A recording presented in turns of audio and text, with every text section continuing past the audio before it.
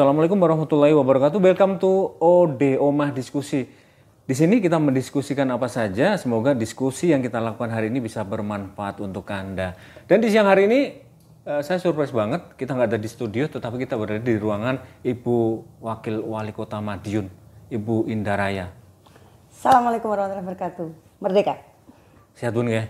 Sehat, alhamdulillah. Dan kita senang ya, di tengah kesibukan beliau mempersilahkan kita untuk ngobrol terkait kegiatan beliau. Kita nggak ngobrol yang berat-berat Bun ya, karena cuaca Madiun panas banget Bun. Panas banget, betul panas banget. Betul. Bun, kalau cuaca Madiun kayak panas kayak gini, biasanya untuk ngademin apa sih kegiatannya Bun? Kalau jenengan Bun? Biasanya sih kalau saya lebih memilih untuk ya baliklah ke kantor sini, mungkin cek-cek apa yang ada di kantor. Kalau nggak biasanya hal-hal yang ada di kantor ini berkas-berkas ya dibawa ke tempat saya berada. Kalau nggak ya mampir paling ke lapak-lapak gitu, beli es atau apa, yang santai-santai aja sih untuk ngademin badan, ngademin pikiran juga. Apalagi memang cuacanya sangat-sangat ekstrim banget. Sangat ekstrim betul, ya. Betul. Dan yang saya suka adalah Bunda ini seneng banget jajanan yang diproduksi oleh UMKM gitu Bunda. Ini sama di sini ada nih ya. Bisa dilihat kan ini. Sini ada, di sana juga ada, banyak banget di sini. Ini memang buat pajangan atau memang dikonsumsi Bun? Awalnya sih itu karena seneng jajan.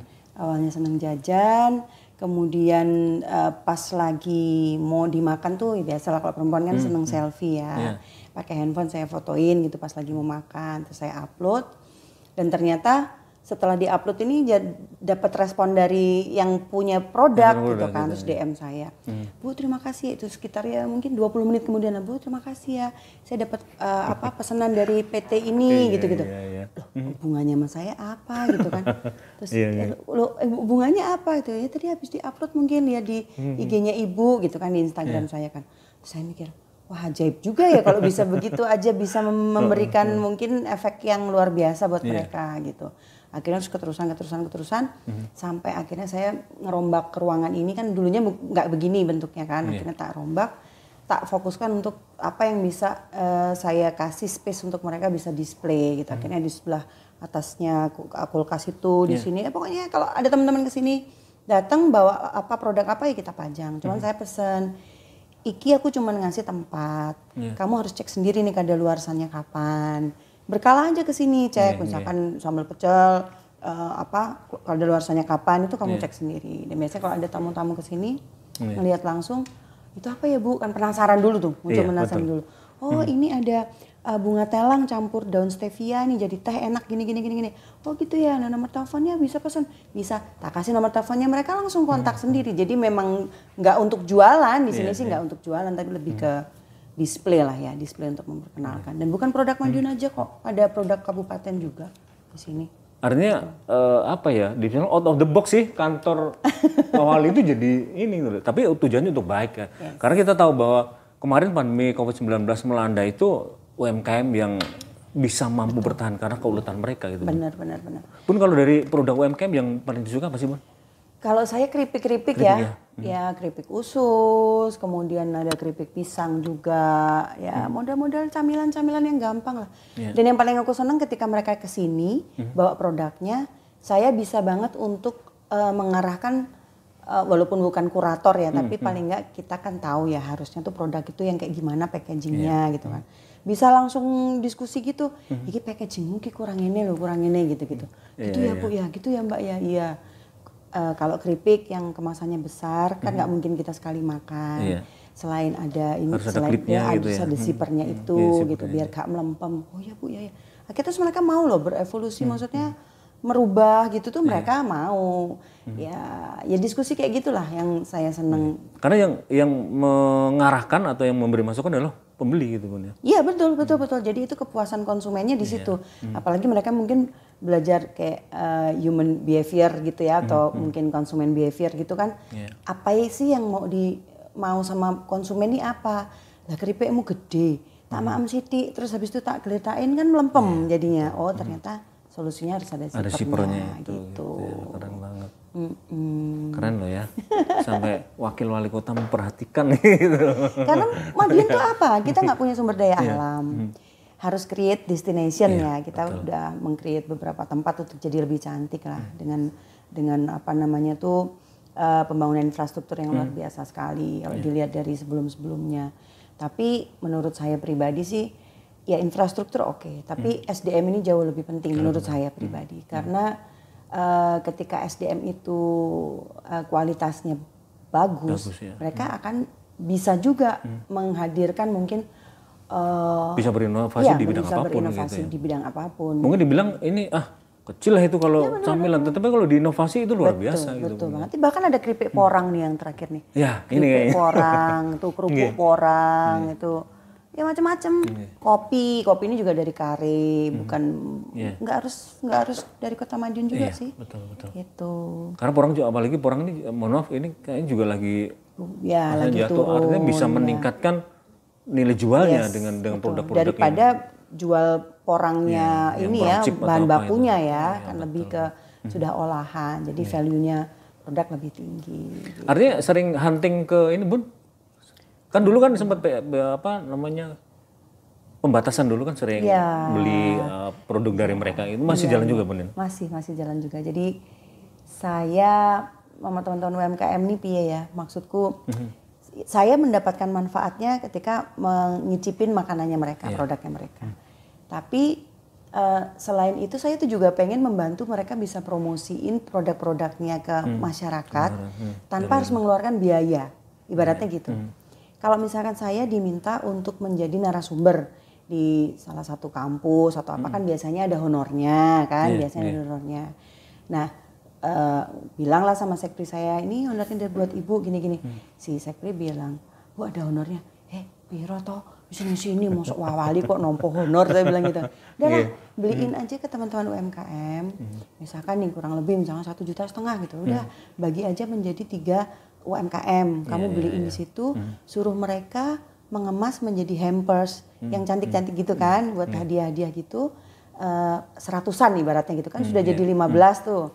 Nanti dikirim ke orang yang ulang tahun pada hari X gitu. Misalkan yang udah saya tentukan, misalkan ulang tahun bersamaan dengan hari lingkungan hidup, atau ulang tahun dengan bersamaan dengan hari bumi, apa-apa. Biasanya ada kayak kartnya gitu, saya bilang, selamat ulang tahun ya, tahu nggak sih ulang tahun kamu tuh bareng dengan hari bumi gitu-gitu. Paling cuman cupcake kecil gitu. Kalau kemarin yang hari pohon itu kita beli ke perhutani itu bibit-bibit pohon yang kecil gitu, kita kasih kantong, kita kirim 1 cupcake sama bibitnya itu, kita kasih tahu bahwa hari ulang tahunmu tuh bareng dengan hari pohon sedunia. Gitu. Itu kalau saya yang terima langsung kelepek-kelepek gitu Bun.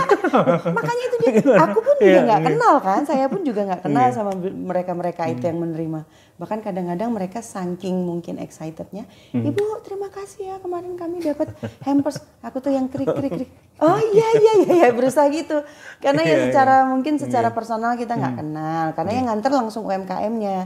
Ada beberapa yang saya langsung antar, saya bilang Bu nanti pohonnya ditanam ya, dirawat ya, supaya ya bertumbuh lah sama dengan kasih sayang kita ini, saya bilang gitu. Betul, kalau saya nggak bisa tidur itu Bun. Bagaimana? Dari wakil wali kota cantik lagi, itu udah pasti nggak bisa tidur. Tapi Bun, kan kemarin sempat mengikuti ya sejumlah berita terkait menyumbangkan gaji. Oh iya. Ini masih jalan atau gimana Bun? Masih jalan.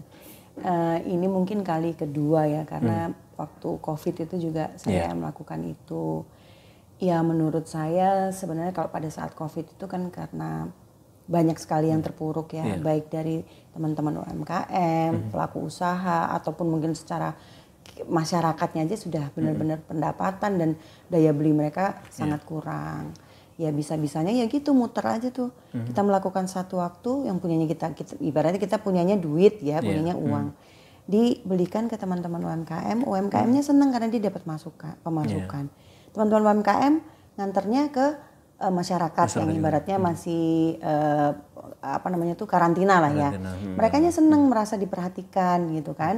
Dan ya namanya bahagia ini kan menular ya, gitu loh. Akhirnya terus pola itu yang saya pakai di 5 bulan terakhir ini, mulai dari bulan Agustus itu saya sumbangkan gaji saya untuk kegiatan-kegiatan yang mungkin menurut saya akan lebih bermanfaat daripada saya terima sebagai gaji gitu loh. Makanya banyak kegiatan-kegiatan yang saya lakukan itu ya dari pembiayaannya dari gaji itu. Menularkan virus bahagia itu bisa melawan semuanya loh Bun. Karena bahagia itu the thing that money can buy. Jadi bahagia itu nggak usah kita kasih uang, tapi kalau dia tersenyum dengan perilaku kita atau mungkin kita ajakin senyum dia senyum itu kan sudah bahagia juga gitu loh. Nah itu yang susah untuk kita dapatkan sekarang gitu. Nih contoh nih pemirsa Lau TV ya. Perhatian tuh harus sekecil apapun perhatian itu bisa membahagiakan masyarakatnya, apalagi Benar. beliau selaku wakil wali kota gitu. Benar. Tidak ada andil yang terlalu kecil tuh nggak ada. Sekecil apapun andilmu pasti akan berdampak sesuatu untuk orang yang tepat tentunya.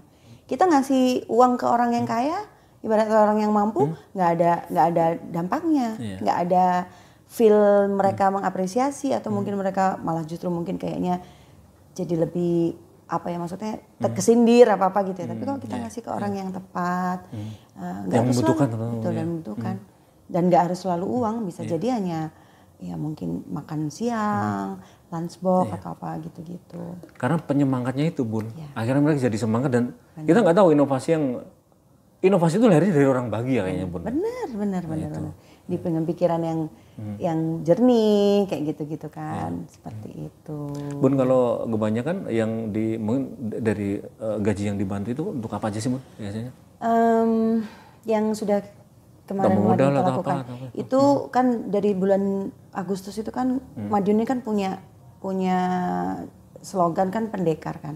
Pendekar itu pintar, melayani, membangun, peduli, terbuka. Nah Agustus kemarin itu pintarnya. Jadi Agustus kemarin itu programnya adalah kita ngajakin gandeng bapak-bapak dan ibu-ibu purnawirawan, mulai dari angkatan laut, angkatan darat, terus kemudian TNI Polri, untuk dia bisa berbagi cerita kepada anak-anak TK, PAUD dan TK terkait dengan saya dulu yang dulu berjuang itu pakai senjatanya apa, yang di laut, dan mereka pakai baju dinasnya mereka. Anak-anak TK seneng dong lihat warna-warni gitu, ada biru, ada hijau, ada coklat gitu. Mereka menceritakan seperti itu, dan menurut saya itu edukasi yang penting karena menanamkan tentang Pancasila, kemudian ya wawasan kebangsaan, tentang ideologi, tapi dengan cerita versi mereka. Nyanyi bareng misalkan, aku seorang kapiten. Kan mereka masih dalam batas itu, nggak bisa kita ceritakan tentang undang-undang, itu masih belum bisa. Nah, itu saya gandeng yang itu. Kemudian kami membantu yang tidak bisa membayar SPP untuk yang swasta-swasta itu. Biaya kuliah juga kita bantu, kita kasih beasiswa, kemudian apalagi ya, belikan tas sekolah, kemudian sepatu, dan semuanya sudah saya posting. Itu nanti di bulan Desember akan ada namanya kan terbuka kan, Desember itu nanti pas terbuka, pendekar itu pas terakhirnya terbuka. Itu nanti di mana saya melaporkan terkait dengan apa aja yang saya keluarkan. Toh kalau mungkin ada sisanya, ya rencananya sih mau kita pakai untuk bikin semacam konser kecil-kecilan lah buat teman-teman musisi pergantian tahun, rencananya sih begitu. Lalu mesti pakai uang sendiri, ada keterbukaan di sini gitu ya? Iya betul. Karena itu wujud supaya nggak ada pembohongan publik ya. Saya bilang kalau saya menyumbangkan gaji saya, buktinya apa? Rekapitulasinya apa? Mungkin kalau secara detail nota itu nggak sampai sedetail itu, tapi orang yang menerima apapun yang saya berikan dari gaji itu kan pasti bilang, iya saya menerima, kan pasti bilang gitu, karena memang toh menerima, kan seperti itu. Ada kemudian kita kasih bagi kacamata gratis, kita periksa kesehatannya, kemudian kesehatan matanya juga. Teman-teman UMKM kita undang ke rumah dinas, mulai dari sate tahu, mulai dari apa kemarin ya, getuk, kemudian ada juga kue leker yang di SD-SD kayak gitu-gitu. Banyak di senam bersama. Senam bersama ini, senam itu kan untuk raga. Tapi jiwanya kan belum ternutrisi gitu kan. Akhirnya kita gandeng teman-teman musisi, namanya itu apa kemarin ya, apa bulan gitu. Jadi musisi jalanan hibur lansia gitu. Musim bulan, musisi Madiun hibur lansia.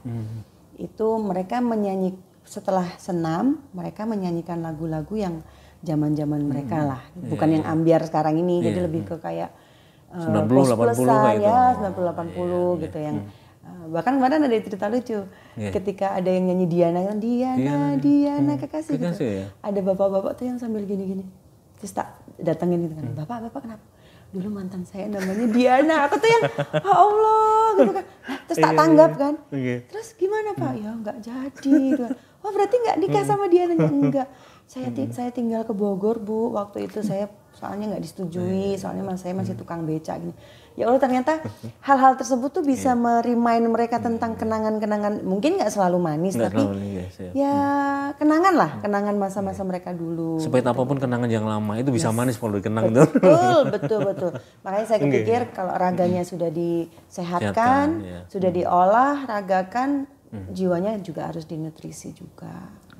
Dari situ musisinya seneng dapat panggung, dapat honor, tapi yang dihibur lansianya juga seneng karena dia bisa nostalgia itu tadi gitu. Keren banget sih Bun. Kalau artinya kita bisa mengajak yang lainnya berkontribusi di dalam kegiatan tersebut gitu ya. Benar, melibatkan banyak elemen lah.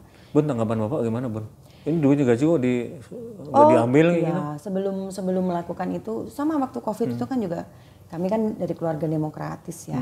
Jadi apapun yang mau kita lakukan tuh ibaratnya memang ya kita diskusikan dulu gitu. Di situ pun juga nggak ada tedeng aling-aling kalau misalkan enggak ya enggak, iya gitu. Tapi at least argumentasinya di situ berjalan gitu kan. Bagaimana kita diskusi. Saya bilang, "Pah, Mah," gitu. Ini aku mau berencana begini nih untuk ya dedikasiku dan mungkin juga permohonan maafku. Bentuk permohonan maaf kepada masyarakat Kota Madiun yang mungkin merasa saya belum bisa terlalu banyak melakukan sesuatu. Secara signifikan tentunya. Kalau untuk hal-hal kecil insya Allah mungkin iya. Tapi kalau secara signifikan mungkin ketika itu dirasa belum kelihatan atau belum mampu, ya saya mohon maaf. Nah permintaan maafnya dari sisi sebelah itu. Papa mama saya ya bilang, yang tahu kondisi keuanganmu itu kan awakmu towo. Gitu. Karena manggilnya wo. Awakmu towo ya. Kalau dirasa masih mampu, ya nggak apa-apa, wong toh itu juga untuk kebaikan gitu. Saya izin suami, Mas Bagus bilang ya sudah nggak apa-apa, kan kita bisa maksudnya apa yang kamu keluarkan kan bisa di backup oleh suami gitu kan. Toh dulunya juga seperti itu. Akhirnya udah sepakat, ya sudah, ya lebih senang ini menutrisi jiwa saya kalau saya bilang sih gitu. Karena sedekah tidak mengurangi harta jenengan itu punya. Sama sekali enggak. Enggak, sama sekali enggak. Dan itu teman-teman juga tahu kok, anak-anak sekurinya juga tahu ketika kita mengeluarkan entah somehow ada yang balik juga gitu loh, ada yang balik juga gitu. Jadi akhirnya mereka tahu, iya ya Bu ya ternyata begitu ya, makanya toh saya bilang gitu.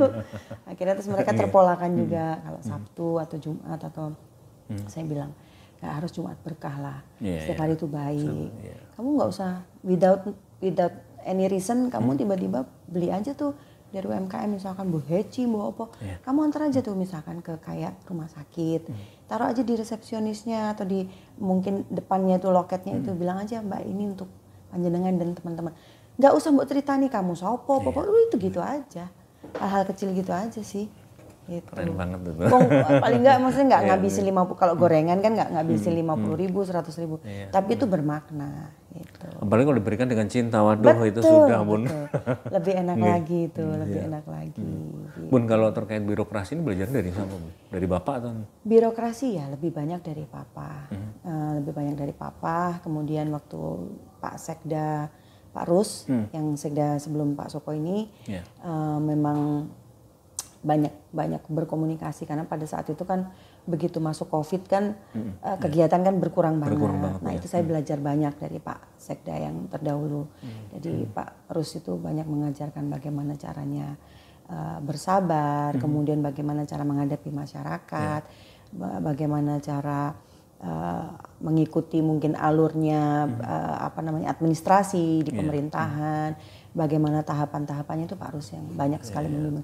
Makanya waktu ketika beliau wafat itu, meninggal itu terpukulnya banget Pak. Karena menurut saya selain Papa yang ngajarin birokrasi ya beliau itu.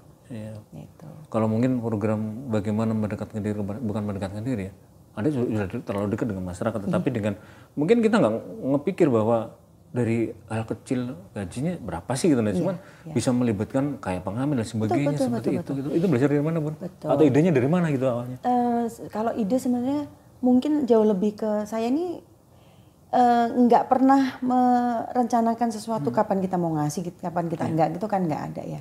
Tidak ada planning untuk seperti itu tuh nggak ada. Jadi ketika mungkin ibaratnya tek rasanya kok kayak pengen begini, ya sudah gitu. Karena secara mungkin nyun sewu, maksudnya secara pribadi bagi saya pribadi itu finansial sudah bukan hal yang terlalu saya pikirkan ya. Maksudnya mungkin karena basicnya juga saya juga punya usaha segala macam gitu.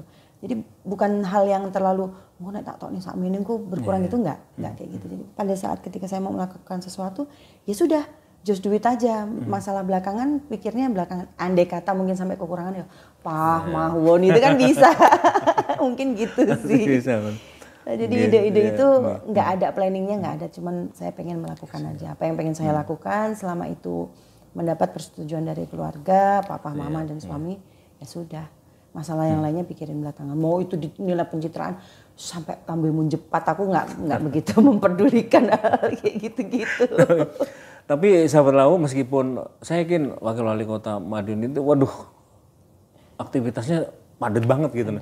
Tetapi beliau ini masih keluarga itu jadi prioritas. Betul, betul. Keluarga. Biasanya ngapain sih Bun kalau pulang kantor dengan keluarga, ngapain di rumah? Dulu menjadi suatu hal yang membuat saya agak resisten ketika mau masuk benar-benar terjun ke dunia politik ya. Kalau politik sih mungkin tidak harus politik praktis, tapi masuk ke eksekutif ini itu melalui pertimbangan yang panjang.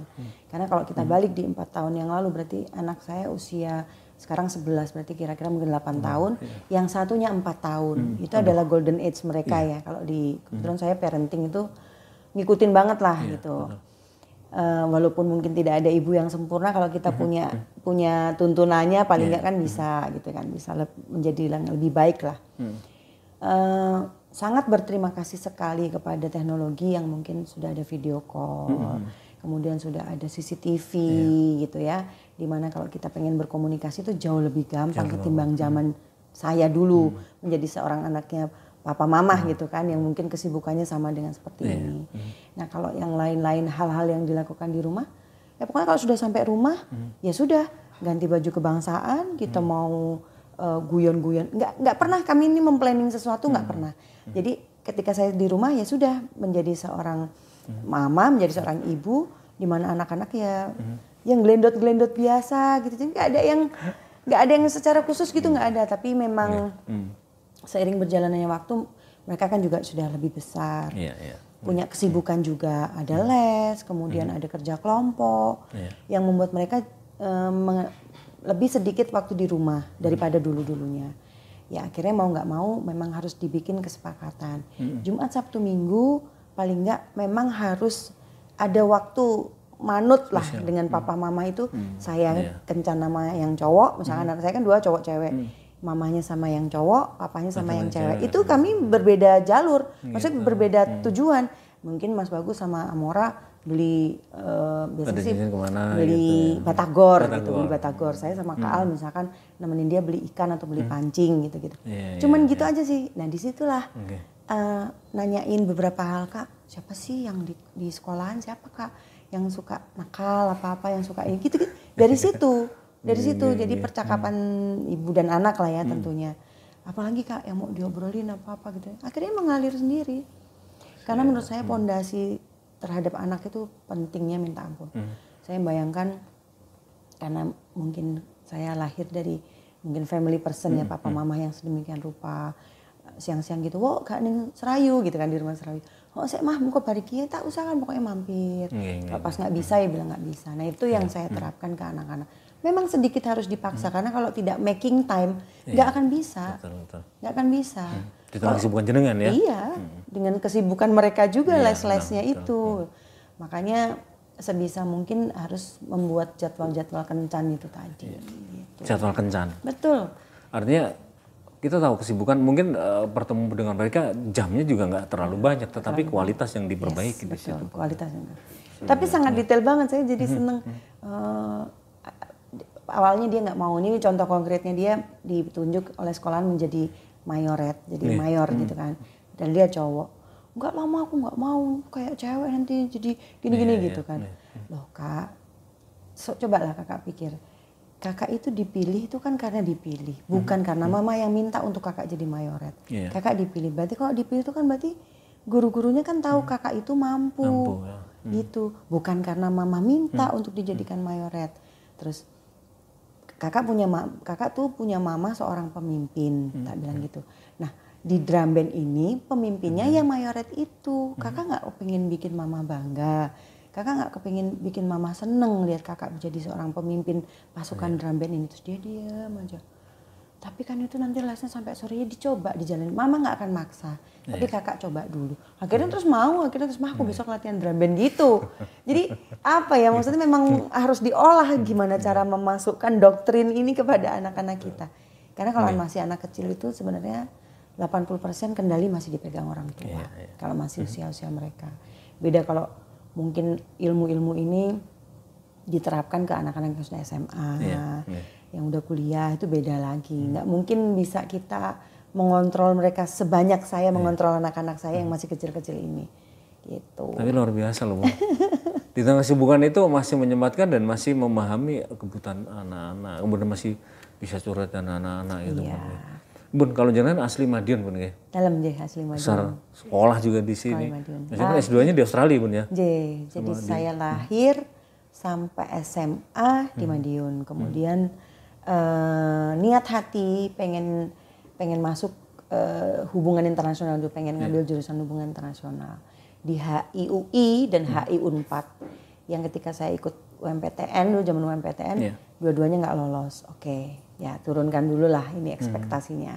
Masuk ke Trisakti, ngambil jurusan ekonomi manajemen.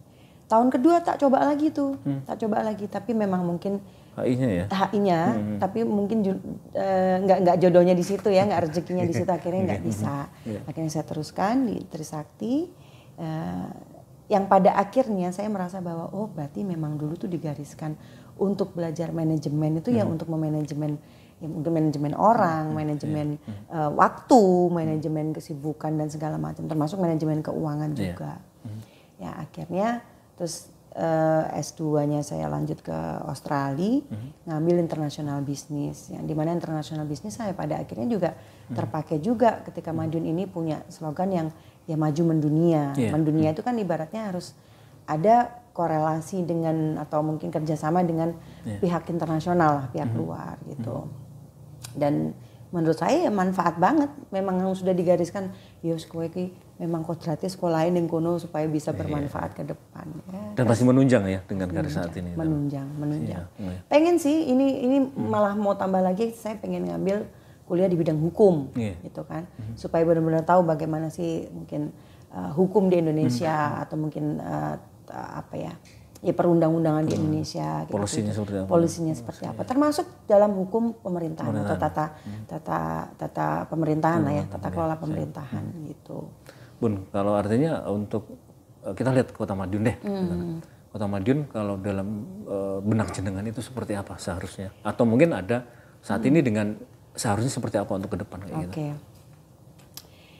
Menurut saya pribadi Madiun itu masih ada, ya sudah bagus. Sudah bagus. Kalau untuk sempurna memang susah ya, karena memang kita tidak bisa meninggalkan kerjasama dengan daerah lain. Gitu. Nggak bisa berdiri sendiri karena suatu hal itu tidak bisa dikerjakan oleh sendirian. Gitu. Jadi menurut saya one man show tuh seharusnya nggak ada. Saya melihat Madiun ini satu nggak punya sumber daya alam, yang kedua banyak sekali lulusan-lulusan yang nyun sewu maksudnya sarjana, tapi mungkin juga masih susah mendapatkan pekerjaan. Ya sudah, jangan kamu bekerja di perusahaan orang, bikin aja pekerjaan sendiri, bikin aja usaha sendiri. Nah di Madiun ini yang kurang menurut saya adalah Ya working space, Working space. atau creativity hub lah ya. Creative hub itu yang ibaratnya menemukan orang-orang yang mungkin punya passion atau punya kegemaran atau punya kecenderungan terkait dengan teknologi, kemudian ekonomi kreatif. Itu di Madiun belum ada. Padahal kalau mungkin di kabupaten ketika belum dapat pekerjaan, dia bisa bantu bapak ibunya di sawah. Nah kalau kita begitu lulus, terus mau kerja di mana? Nggak punya sawah, nggak ada sawahnya. Jadi menurut saya ya itu yang kurang. Bagaimana cara mengelola anak-anak muda yang kreatif? Sekarang kan anak muda kreatif semua. Kreatif. Bahkan saking kreatifnya, saking inovatifnya. Kerja di rumah udah bisa menghasilkan banyak banget ya. Pundi-pundi emas yang sampai mungkin sama tetangga-tetangganya dipikir ini ngepet, tapi yang kayak gitu-gitu kan. Itu true story loh. Itu, betul. Padahal sebenarnya banyak hal yang bisa digarap hanya dengan kita di balik meja. Mungkin bersosialisasinya kurang. Tapi bersosialisasi itu kan karakter. Kalau mungkin dia sudah mendapatkan suatu pemasukan dari situ, tapi dia bersosialisasinya juga baik, kan jadi makin bermanfaat gitu. Uang yang dia dapat, dia bisa spendnya mungkin ke kegiatan sosial atau apa. Nah, menurut saya anak mudanya yang masih kurang terwadai. Gitu. Karena dengan kemudahan teknologi kita bisa kemana aja. Yes, betul. Tetapi ya mungkin dengan ada yang satu tahu, dengan kita bisa bersinergi dengan yang lain, mungkin itu akan lebih membantu teman-teman yang lainnya. Betul. Karena ya itu.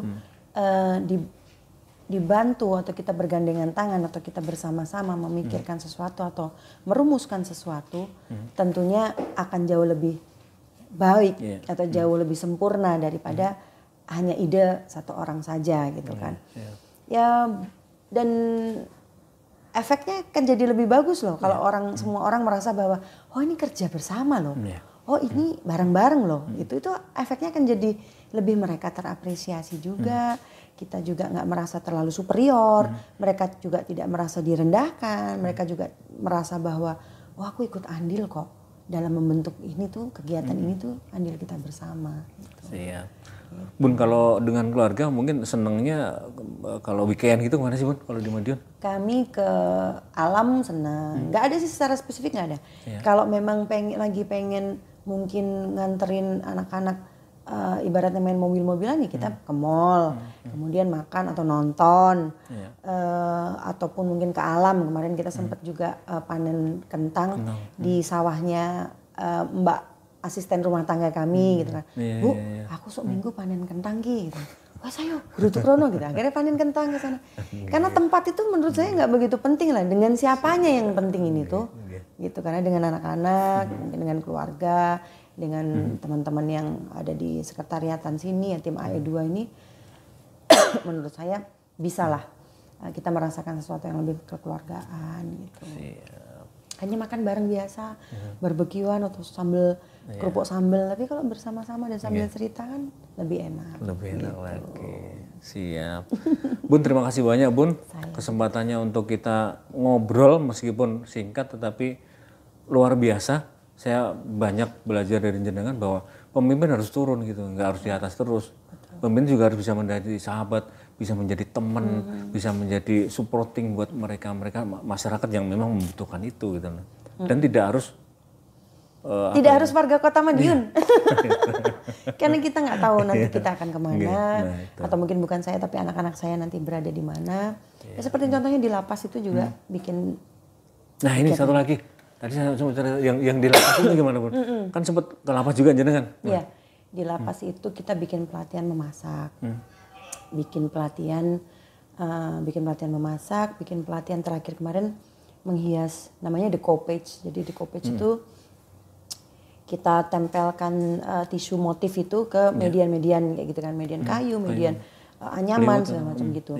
Nah, saya milih ke lapas itu karena menurut saya kita itu punya hak yang sama untuk mendapatkan pendidikan. Pendidikan itu kan tidak hanya yang formal, yang informal, yang berbasis skill itu kan juga penting. Kalau di lapas menurut saya ya skill yang dibutuhkan di sana, bukan akademik gitu kan. Walaupun mungkin akademik juga penting. Tapi ketika mereka punya skill, kemudian keluar dari lapas, otomatis bisa langsung berdiri di kaki sendiri kan, masak. Oh, aku kemarin belajar masak rengsengan, masak nasi kuning, nasi ini. Mereka bisa langsung praktek gitu. Dan saya selalu bilang kemarin waktu acara cooking class itu, wiwiting wong tuku neh jalaran saka enak. Jangan sampai kamu kirim ke saya yang ayam suwirnya banyak banget gitu ya, tapi ternyata ketika orang lain yang beli jadi sedikit. Nah, itu jangan sampai kayak gitu karena kualitas itu yang paling penting. Kalau itu di bidang mamin. Kemudian kalau misalkan di bidang kayak craft segala macamnya ketelitian, kerapian gitu.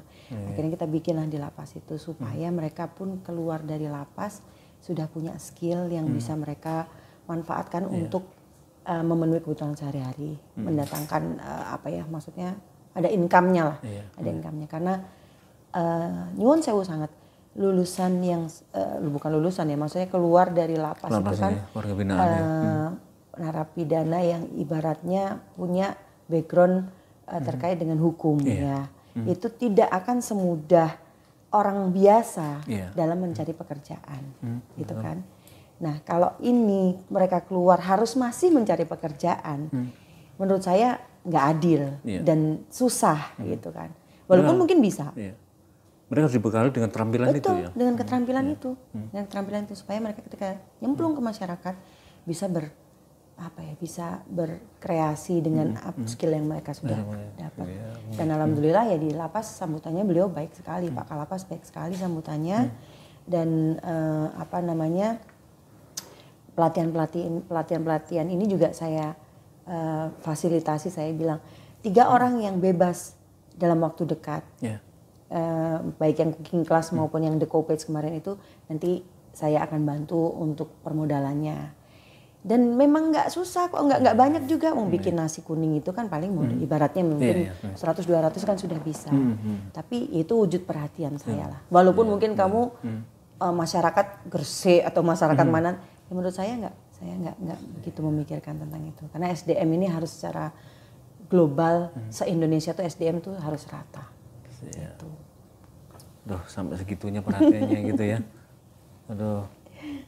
Saya bakalan bangga. Ya sekarang saya sebagai warga Makassar juga bangga dengan bertemu dengan Ibu, dengan sejumlah kegiatan dan juga perhatian kepada masyarakat. Artinya nggak out of the world banget sih, nggak cuma 1-2 gitu nih. Ya moga-moga nanti Bun bisa berbuat lebih besar lagi di tahun depan dan sebagainya. Harapan kita semua itu, karena waktu kayaknya cuma kalau sebentar aja kurang gitu. Betul, ngobrolnya sepanjang banget ya. Intinya itulah, intinya mau jadi siapapun kita nanti. Kalau kita punya niat untuk membersamai jabatan atau dan lain-lain itu cuma titipan lah menurut saya. Yang penting bisa membersamai kalau saya sih gitu aja. Terima kasih banyak Bun Terima waktunya kasih dan sekali. Inovasinya luar biasa, inspirasinya.